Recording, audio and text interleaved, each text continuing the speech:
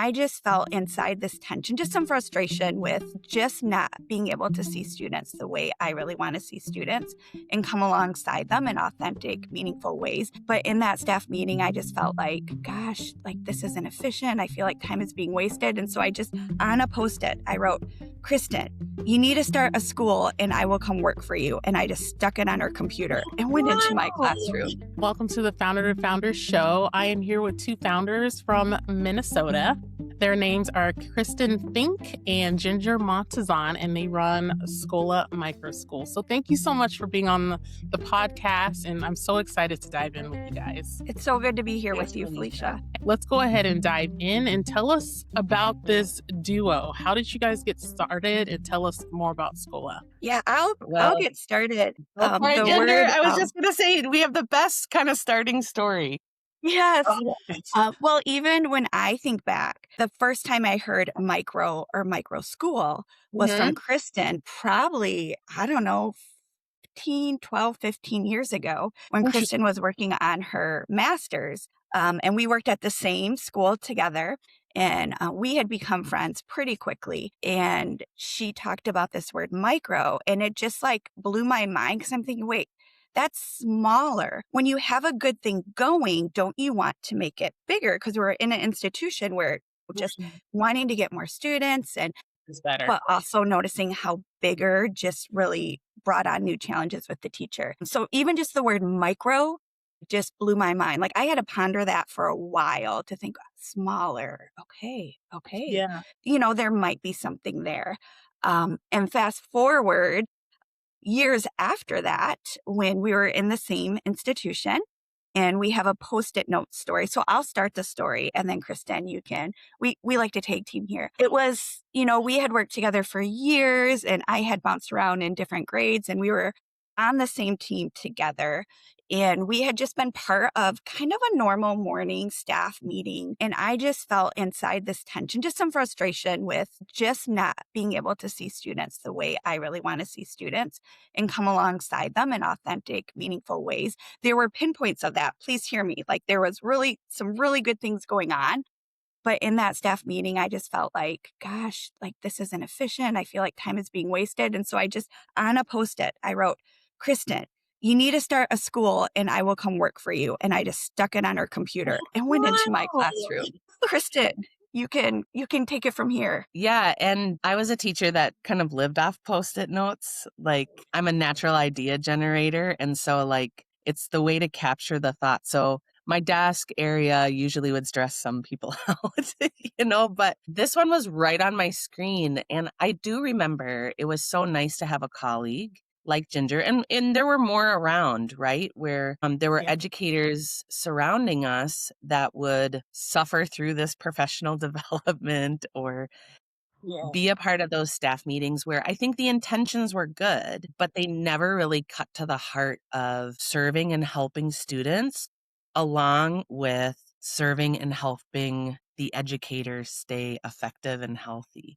So like that balance was just always off. Right. And so this Post-it note probably got a little drowned out in all of my ideas. And it really was the COVID pandemic that was the catalyst for at least my brain saying I am a natural optimist. So COVID teaching was like really hard. And there were times where even my optimism could not get me through. Ginger and I were close partners, teaching the same students online, learning new technology and programs, like trying to just like survive this wave. And I think what happened during that time was I was willing to not go back to how it was. Like that actually sounded really exciting to me. Like this is our chance to do something new. And I think there just was a strong pull to get back to normal at our institution. And so I just was like, I think this is it. I think this is the tension that I'm feeling so different from the place that I once felt the school I worked at. Man, I was feeling at the top of my game. And slowly but surely I was starting to make some changes and some shifting priorities, both professionally, but personally. And so after the pandemic, it just was like, I don't think I fit in this place anymore. Maybe this is the chance to start something. So I built a PowerPoint to try to convince my closest friends and my husband of like what this is.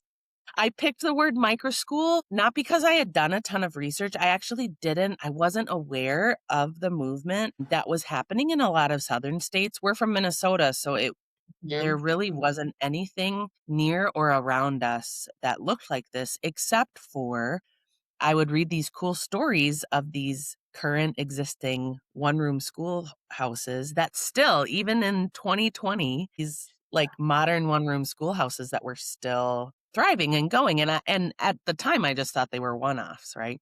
And then I was like, hey, actually, maybe that could be what this is. So we started building.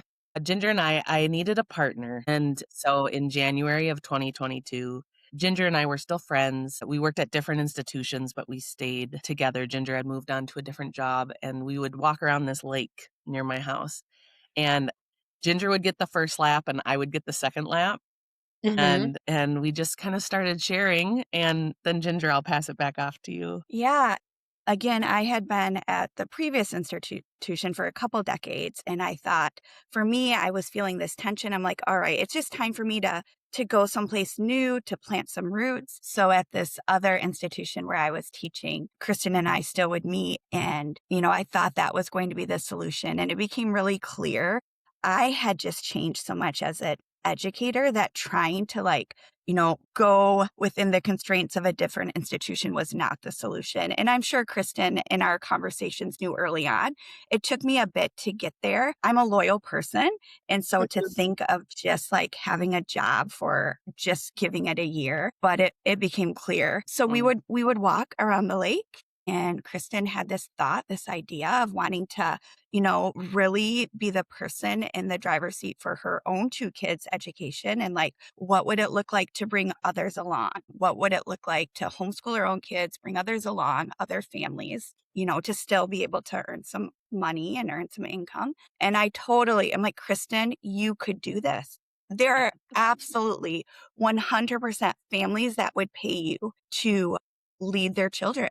And You just want Kristin to do it. I'm telling Kristin, absolutely. Absolutely. I wasn't there yet. I was not there. And so we would continue to chat. And then she started talking, well, what if I got another educator alongside of me to kind of help support? Then we could maybe have more kids. That's a great idea, Kristin. And then it took a while for it to Kristin, what if that? Yeah, exactly. Exactly. This is because it's so, this idea of being a founder, is in me, but it took a while to wait, I can do this too. I totally believe that Kristin could do it. Okay. So I sat with that idea of me coming alongside of Kristin, and I sat with it for a little bit. It wasn't immediate, yes, this is for me, but it became clearer and clearer as I had conversations with my husband and those that were closest to me. It was risky, but this was the right next step. And as soon as we embraced it, it was go time for the two of us. Nice. What were some of those first steps that you guys took once you finally realized well, she needs me, or we're doing this together? What were those beginning steps? What did those beginning steps look like? Because I think when we talk about how we start our micro schools, we talk about, okay, I had this idea, I came up with a plan, and then I executed. But tell me a little bit about the execution, especially as a duo. I started on my own, but I love hearing from duos. Yeah, we were both working full time in the classroom. Full time. So we actually took Saturdays. And we would meet on Saturdays. And you can talk a little bit about what those meetings look like. Yeah. And I think this is also part of the risk, right? Is that you're kind of stepping into building a business, which, a lot of imposter syndrome comes up at this point in time, right? I'm not this is not where my training is. I think I know, maybe I could watch a YouTube or those types of things. Honestly, one thing that was really important was finding the right cheerleaders and question askers along the way. And I think that's maybe one of the invisible parts of this was I think Ginger and I found some key people who were really wise and good and didn't necessarily like give all their time, but through a really important conversation and us asking the right questions, I think we were able to just light up one step at a time. And that's also part of the risk, right? Is that it's not like this whole pathway gets like all of a sudden illuminated. It's like, okay, well, what's the next step? We can't do this until we figured this out first, right? So, and a lot of times we were in the position of what we ask our students to be in. So it is like completely new territory, willing to do some trial and error, knowing like when to keep pushing through on a few of the roadblocks and no's, and then when to just stop and ask for help. So it just is, it's the teachers back in the place of like what we ask of our students sometimes. And it's humbling. It's also very courageous and really vulnerable. So we kind of did a mix of things all at the same time. I think we definitely got some of the philosophy, more of the like higher level, like, well, what's our why and what do we want to be? And those actually came pretty easy. Yeah. We have 3 things that are really important to us, and we kept them kind of general. We kept them like wide tent. And so our first thing was utilizing outside. We knew it was healthy for kids to be outside more during the school day and that it could look different. But we had sat through plenty of professional development that supported this. But in our school, we had no decision making to actually extend outside time or to do anything with it. So that was one thing that we were going to focus on. The second thing was we also, we were in a private institution, but we still had the same situations and maybe even with less support of students who would come to us dysregulated and students who did not know how to manage anxiety, did not have some healthy tools to manage friendships or conflict. And so we really did want an SEL embedded focus where we would teach kids about relationships and teach kids about emotional health. We didn't want like a formalized curriculum, but we wanted that to be a priority that would show up in parts of the day. And then third, we just wanted kids who wanted to go faster to be able to go faster and kids who needed to go slower, able to go slower. So we really did want that personalized approach. And we were doing that anyway. That actually felt the least challenging because you're differentiating as a classroom teacher anyway. So, you know, outside people asking questions were like, how are you going to teach multiple grades at the same time? And our answers are like, what do you think I do during the day? Like, welcome to teaching 101, you know? And so while we were building pieces of like getting insurance, finding a location, making sure we're checking the legal box of how education's done in our state, getting all of those things. What is a budget? Like, how do we crank out a budget here? We were also on Saturdays really refining those 3 priorities that we wanted to come through everything. So maybe that's good business practice. I don't know. But this is when we were like, hey, we're going to start a business. And again, it was vulnerable. It was courageous, but it was so fulfilling. I always looked forward to Saturday mornings. That's so amazing. How long did it, so that on ramp of like when you started planning and when you opened your doors, how long did that take for you to? We started planning January 2022, and then we opened fall of that same year, Okay, you guys 2020. are fast. I like that. So along with those, you know, having that framework in place was just the practical. All right, here's our to-do list this week. Kristin, you're contacting the lawyer to set up our nonprofit. All right, where are we on that? You know, I'm coming up with some admissions type forms. What are we going to ask families or parents? We want to make sure that it's the right fit for families, that they understand what we're offering and what we're not offering. We need to find a place. When we said, yes, we're going to do this, we did not have a building or a place. So emailing different churches, even just park buildings to see what that would look like. And it wasn't till April, was it April? We had met with the board of a church through a connection, a close friend that had their basement that would possibly be available. They'd never done anything like this. So we met with a board, I believe it was Valentine's Day of 2022, to just share our vision. Again, it was a school night. So we had our day jobs going, and then we went and we talked with this board and just told them what our vision was. And then we waited and waited and waited. And it was April that we heard, like, yes, we have a place to hold our school. So there was a lot of waiting, but in the waiting, there was a lot of doing that was happening behind the scenes too. And one thing I want to signal that, Kristen, you said that the philosophy and the why came pretty easily, but kind of the other stuff you kind of had to learn, almost like a YouTube university, which is what I went through. So tell me about the struggles with that, the business side, because I find that educators, when they're watching this, that may want to start something, like we have the professionalism and we know the content that we're delivering. So that part does come easy.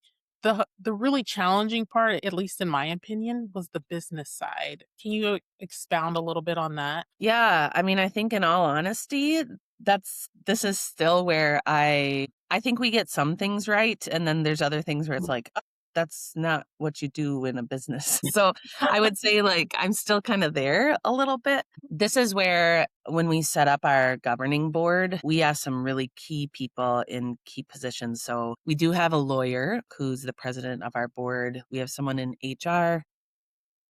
Mm, We have another person who just is a part of churches, like church planting and churches starting up. So someone who's just really familiar with that beginning stages at that stage. Yeah, there were lots of things where I struggle, and I still struggle sometimes, of knowing the intersection between education and business. And mhm, I'm a little stubborn when it comes to people thinking about kids and families as products. Like that still bothers me. mm, And so to me, there just still are some limitations where I just want like best business practices to stand a little farther that way, because of these things. And yet at the same time, what Ginger and I are offering through Skola is really valuable. And we also care about the sustainability of it. And mhm, so asking some of those business questions of how can Ginger and I get paid in a healthy way? How can we actually be a financially healthy opportunity? So we're not always desperately asking parents, to cover for us or mhm,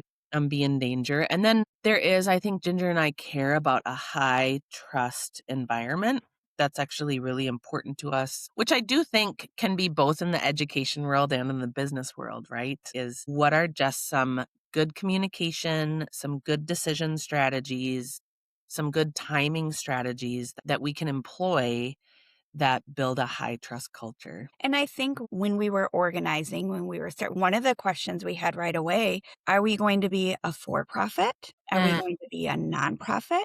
Are we going to be a private school? So there's many pathways that founders can take. And for us, it became clear, again, Minnesota law, we were able to organize a nonprofit. And then we actually service homeschool families. Homeschool families yeah, in our community, they register as homeschool families within their district under 2 licensed teacher. And we run a full school day. So we run a full school. It's not a homeschool co-op necessarily, but we are a nonprofit, but we are a school too. So it's this kind of, for us, it was the path of least resistance. okay. And I And that and I actually think leads me to again, a lot of these like crossroads decisions, you realize that there's actually more than one way to do it, right? So I think part of that is just being teachers recognizing, okay, there are some simple business practices here, but there's actually like option A, option B, and option C. And Mhm, part of, I think, the timing of where we were at was sometimes you just got to pick one and you don't always know the pros or cons that are at the end of that road, right? But I think we're pretty grateful. We feel pretty lucky. We also feel totally equipped to pivot if we needed to, so that mm. we didn't make a decision that makes us feel stuck, if that makes sense. Yeah, and that's a good thing to signal. It's like you still have the ability to pivot down the line as you learn and grow. Yes. Yep. But I definitely wanted to, what Ginger was saying, tell us more about who Skola is designed to serve and what are your families looking for? We have a wide array of families. We have families that come from public school. We have families that have done more traditional homeschool. We have Hmm. families that are looking like faith based. So we serve lots of different families, which we're so thankful for. I think our first year, when I look back at our first year, most of the families that enrolled, we were connected to in some way, shape, or form, whether we had them at a previous school or like, you know, coworkers that had children that wanted to send them to Skola because they knew Ginger and Kristin. And then now we look at our community. This is year 4. Now we look at our community and we didn't know them. They found us on Instagram or just doing a search, which makes us so proud. And lots of families, for whatever reason, their current schooling options are not fitting their students' needs or their family's needs. We have lots of kids that, just like why we set up Skola, right? They want to get outside more. They thrive in nature. We have kiddos that are just ready to, they feel constrained in the classroom. Either they want to work faster or they're not quite ready to move ahead.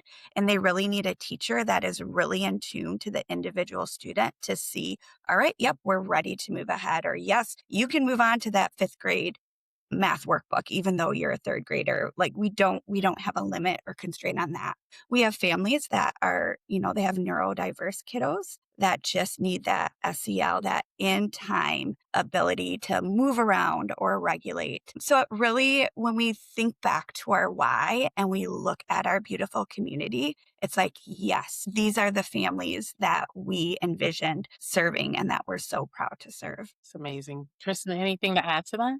Yeah, I do think diversity is really important to us. And so we really don't, there are some microschools that have in their language like a real niche population. And I celebrate that. Like, that's really great. We kind of kept our tent really wide as a strength, right? We wanted that to be actually one of our strengths. So, a good example of this would be we are promote ourselves as a Christian microschool, but we actually have a few families that don't subscribe to a particular faith. And again, using our high trust culture, just recognizing that through conversations and through the parents really knowing us and hearing what's going to happen in the school day, with your faith posture or different types of things, they felt really comfortable having their student at our school, and we love having their family a part of what we're doing, um, and recognizing that there's just a large group of families who want school to really be meaningful, but also have it be flexible and have their kids really be seen. And I think that's the overall common denominator of all of our families is they appreciate our us as effective educators, and they appreciate Hmm. our high trust culture and the way that their kid is seen at school. And so there's lots of other, if you were to poll our families, they probably all would give a different top 5 list of why they're there. They might, it'll kind of like have the same theme, but if you were to just go a step higher, I think they're picking effective educators, a high trust culture, and that their kid is seen. And so that tends to be those alignment questions of when we feel like our school is thriving and our school is growing.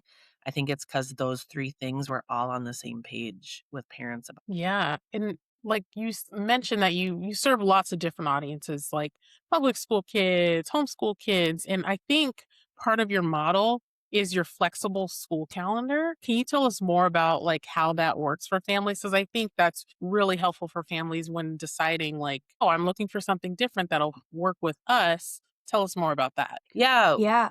Ginger and I, part of this is making sure that we're checking off the boxes for Minnesota. And so Okay. when families register as homeschool families, at least right now in this year, there is not an attendance requirement. And so there does need to be a proof of learning and a report and a standardized test given and some paperwork filed in the office. And those are the only 3 things. So Minnesota is actually really generous to families and what's required. So we do have a posture of when school is open, and we're actually pretty close to a traditional school day, and a school calendar. When school's open and when your kid is here, we are going to offer some really quality education and a good learning day. And you feel it with our kids. They actually, when we're open, our kids love being at school. My kids are so disappointed that school is not happening. I love that. And yet at the same time, as a balance with that, we don't provide anything um, at home for parents to supplement. They can if they want, and we can guide them in that. But it's also like when you're here, it's going to be rich, it's going to be vibrant, and parents love that flexibility that they can even go on a vacation without. And we actually see that as a really good learning opportunity too. A kid just isn't feeling it today. He is feeling really high anxiety or coming off of a weekend that was really stressful or an event that was really hard to manage. And the pressure valve of school comes off, and they can really, as a family, kind of recover and recuperate at home. Ginger, do you want to add anything to that? Yeah, I just had a thought in regards to even one of our whys for organizing this way. If we were to be a private school or even like charter school here in Minnesota, then the two of us wanted to be as much student facing as possible. And you'd have to keep track of attendance and then, keep track of that and send that to the district was just time consuming. And we knew we wanted to be student facing. So that's just another of our reason why we chose this route. But yeah, I really think it centers around when it comes to calendar. And this is that trust that the mom and dad, they're in the driver's seat as homeschool families and they trust us. And we have a relationship where if we feel like, you know what, it's really important, your student really needs to finish this novel or whatever, like we're going to send that home. They can work on it. And we have some online capabilities with iExcel. But there's this conversation that's always happening. Like it's not a mystery where their students at. We're not in regards to academics. So we're not fear-based in regards to, but they need to be here in order to do XYZ. The standardized test is coming. They're going to miss out. It's like, okay, yes, take the day, have that vacation. And when they get back, we're going to just continue learning. So I think that pressure valve for both families and students and for us as educators, and we can do this because we're small, right? Yeah. It's not like I'm keeping track in my small group of 25 students. I have 12 students in my small group, and I can tell you where each one is at individually in their math and their reading. So when there's a pause or when there's a day or two or whatever on our end, we are not stressed out at all about that. I like that because it's stress, it trickles down, right? So when the Totally. teachers are stressed, the kids can feel that stress. It's like, well, why Yep. is Miss Ginger off today? But I definitely wanted to shift gears a little bit and talk about like affordability. So, what are some of the realities of affordability and accessibility in the micro school space that you said? We are tuition based. Okay. That's how we are able to do this. And we do our best to keep it as affordable as possible and Yeah. still get paid. And both of us took a pay cut to do this. And thankfully we have spouses that work too. Otherwise, this wouldn't be doable for the two of us because we want to make it as affordable as possible. But the reality is it's still paying tuition and it's not accessible to everyone. And I think we also we run a pretty lean, mean budget machine, and Mhm. we feel that. And Mhm. so that's just one of the realities that we have is we have set up good communication and good trust with our families. They know that their missed tuition payments affect us greatly, right? So, and they're willing to see themselves as part of the machine, right? Like, and I think they also appreciate, microschooling just cuts off so much of the expenses for admin jobs or some of the Good extra point. things that we just don't need. And also we don't do. And so you really can get down to like, what does this dollar pay for? You can really get into that. There's just not a lot of waste. But on the other side, there is just not a lot of margin. And so there is just a reality for founders. And again, this is a choice that we've made. We could definitely double our tuition and have more margin to work with. But I think Ginger and Mhm. I really care about our city and the kids of our city. And it actually mattered to us that we could build a model that could get replicated in another neighborhood with a possibly different demographic. And so that's still important to us. Could this model, which we find healthy for every kid, and we care about the kids of our city, could we make it so that it could get multiplied and redone somewhere else in a specific neighborhood of our city that we also care about? And so that is part of the reason why we have kept tuition where it was, why we haven't doubled it. So it is a continuing conversation because Yeah. every year our budget comes up with our board. We make sure that Ginger and I are getting paid, but it really comes down to that margin, right? How can we grow that margin enough so that we feel confident if a family goes through kind of a suffering season, but also how do we stay lean and mean? Because actually, that feels really important to Ginger and I, because it gives hope to another founder who comes and visits with us that this can be done in a neighborhood, maybe with a different demographic. So we have the majority of our families have 2 full-time working parents, and it is a major sacrifice for them to attend Skola. So that's just the economic demographic that we have coming to our school. Do your parents receive any support from the state at all in Minnesota? No. No, they can submit some receipts for like school supplies up to a certain dollar amount. I think it's Receipt like for like $100. standardized tests, but it's like very minimal. Yeah. Okay. It's Not out of worth the pocket. paper. Yeah. And From the again, sound of it, yeah. we want to reiterate that we have felt Minnesota's generosity towards homeschooling families. So even though there's not a dollar amount attached, the ease of the choice actually is very present in the state of Minnesota. Like, parents, they don't make the checklist very hard for our parents who want to attend Skola. Okay. Awesome. So another question, what do you feel that people misunderstand about your micro school or even micro schools in general? Because at least from my perspective, micro school seems to be like a very recent term, even though you said you guys had heard it like 15 years ago, but I feel like it's really starting to take off and there's still a lot of misunderstandings there. So what have you seen? I think sometimes when people hear micro school, it can be anything goes, right? Like little Yes. neighborhood outside in my yard or whatever. Or it can be sometimes confused with unschooling. Again, there are so many different models, and I think each educational model works within the right framework. So please hear me out. I don't want to put any particular model under the bus. What Kristin and I created in our micro school, we wanted to be seen as an educational institution. So we are both licensed under the state of Minnesota and committed to keep up our licensure each year or every 5 years. We need to submit all of the paperwork and clock hours. We also both have our master's in educational leadership. So a lot of thought behind before we even started Skola Microschool. So for us opening our microschool, we want to make sure that we are seen by others as an educational institution. And that has opened the doors for us in the city we live in. We actually work with the public school. We have students that receive services through the public school. So we have a great relationship with the special ed teachers there and even the district office when we've had to reach out.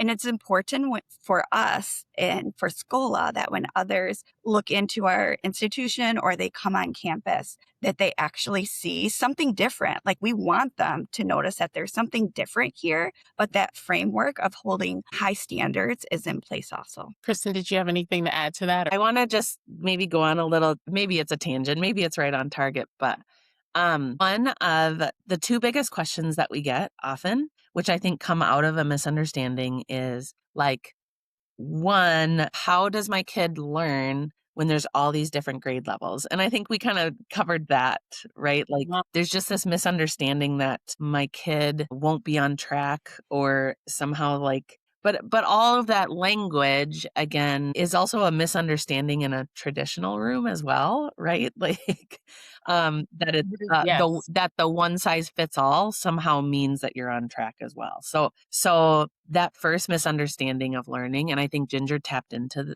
to this of just like we are professional, effective educators.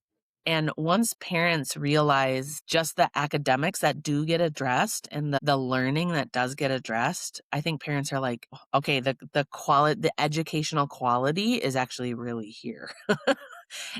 But everyone Yeah. needs that first initial question kind of cleared up for them. And then second, there always is a social concern that since the school is smaller, will my kid have any friends? Like, well, how many, this comes in the form of like, well, how many kids per grade? And when they find out that there's only 2 kids in grade 4, and we don't use a lot of grades, right? But I think another Yeah. misconception is on the social end, and it is crazy, and I've seen it with my own eyes, that our students actually have more friends and more social Close. connections. Now it's outside of their typical age range, but it becomes so much healthier even though we're a smaller school. So it's the model has actually offered our students a chance to have higher quantity but also higher quality friendships. And that is something that is misunderstood. Um uh, that sometimes a parent just has to trust us in their question, like, but aren't they going to have less friends or fewer friendships?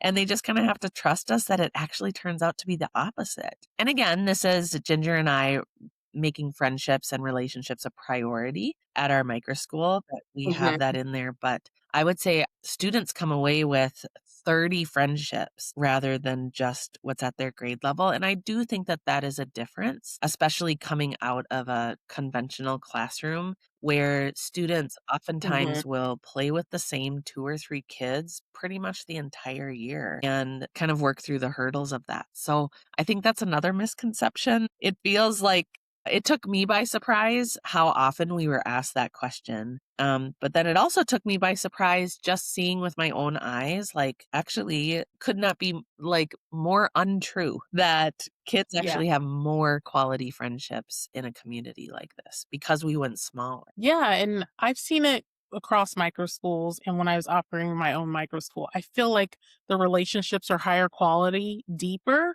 I think it's because it's such a small, tight knit community, in addition to the making the time for SEL conversations on how to be a good friend, how to support one another. Because in a traditional classroom, I just simply didn't have time for Yep. it.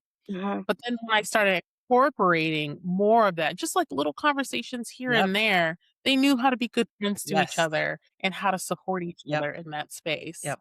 Totally. So, moving forward for the two of you, what is your vision for the future of education? More I of know it's this when I think about what a microschool is, and I Mhm. think it can happen. I have to believe that it can happen in other spaces too. That I do believe that it's happening in private schools and in public schools. So I have to have hope that it's not just micro schools that are going to be doing this. But what I have experienced, this is year 4, is getting a chance to lead with my strengths and to just be in my sweet spot without constraints, right? I get to know what I do as a craft, as an art. I get to be creative. I get to meet students where they're at, with the self skills in real time. And there is a job satisfaction that I have not had up until this point. Now I've been satisfied in my job, but not to the level that I've experienced the last 4 years. And it's hard work, but there is something so sweet. Teachers are creative, they're artists, and to have the ability to not have this checklist that I need to check off, because what is within bigger, when you get bigger, there's just more to do, more checklist to check off that can just take up so much time to give that up for the real tangible in time effectiveness that I get to experience daily, and just sweet reflective moments that I get to have in real time with Kristin as we see students growing, as we see students taking risks that maybe last year they weren't able to, or the week before they weren't able to, but we're seeing it in real time. And I have Kristin, or we have another teacher that works with us. So I have her right there and can say, hey, do you see such and such? Do you see what they just did? And we get to celebrate that. It is It is so life-giving. And again, my hope for microschools, we want more of this. And we also want this to be happening in the public school, more and more in private school and charter schools. I don't believe that this is going to be the end-all solution to education. So I have hope that more and more this will happen. I think to take, What's your vision, Kristin? yeah, to take team off of what Ginger said, we didn't quite know all of the goodness that was opening up to us when we started Skola. It really did feel like a huge risk. And I think we were both willing to work at Costco if it didn't work. And so I Literally. I I think we're just so proud. There's obviously hard work that was put into this, but I think Ginger mentioned the word hope, and I just don't want to pass over that word because I think doing something that you're good at, like teaching for us, and having hope that it could work out a certain way, sticking to your priorities, building this high trust culture. I think I'm just so hopeful for for the future of where learning and teaching is going. And every educator that steps into our space, which that was a surprise. So, here we were building a school on Saturdays, and right from, I think it was in November of our first year, we had our first teacher reach out to us. And so we had other educators who were also sensing this hope and wanting to replicate. And so we've established some mentoring relationships and just some touch point relationships using our school as a model. So we do call it the model school. The Skola's model school is for teachers who reach out that they can step foot on our campus and actually see a day in motion. Because there are just some things that aren't fully explained until you're there in the soup. And one of the things that I think teachers really sense and feel is exactly what Ginger was talking about. This unbundled freedom and fulfillment of being a teacher, that it's still hard work. We're not sitting and putting our feet up on the desk, but there is just a fulfillment of really reaching students where they're at, bringing kids through the learning process, which is a risk on their part and sometimes really messy and not always linear. And the fulfillment of being that effective educator in that space. So Ginger and I have really just been inspired and also honored that a connection to teachers to help teachers be more effective educators. And I think we're even hopeful that for sure that can happen in a microschooling space, but we want healthier classrooms everywhere. We have so many friends who stayed teaching in conventional classrooms, and we want them, they need to stay. Their situation is that the right decision is for them to stay in that classroom. And yet somehow what we are experiencing at Skola can still positively encourage and help them become a more effective educator. And so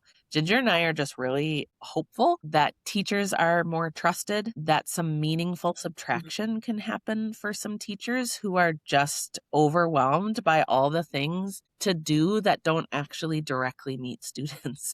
And we think that that's happening more. And so that's where I think we are interested in heading, both as professionals, but also just really thankful that Skola has provided a chance for us to experience it and then also help to give and encourage that effective educator fulfillment piece to other teachers right now. So if people wanted to find you guys or contact you and ask you questions that I might have left out, how can they contact you? Yeah, you can first go to our website, skolamicroschool.com, and you can find emails for both myself and Ginger there. We also post quite a bit of Instagram and Facebook content every weekend. So every Friday night, we try to just post some content that simply just shows what our week can look like. And just to kind of inspire, we always make sure that our 3 things of getting outside, healthy community, and meeting students where they're at, that a little bit of each of those are seen. And so if people wanted to follow us there, but we would love to connect with any founder interested in starting their own. Awesome. Thank you so much for being on Founder to Founder and sharing your heart and your story with us. I loved your post-it note story because I'm a post-it note girl myself. A good investment, those Post-it notes. I know I have way too many. They're everywhere. But thank you so much for being on the show and sharing everything with us. And for those out there that are looking for a micro school, if you happen to be in Minnesota, please reach out to Skola. And if you're not in Minnesota and you just have some questions, please reach out. Tell them that you love their podcast episode and ask any questions that you may have. So thank you for listening, and we'll see you on the next one. Thanks, Felicia.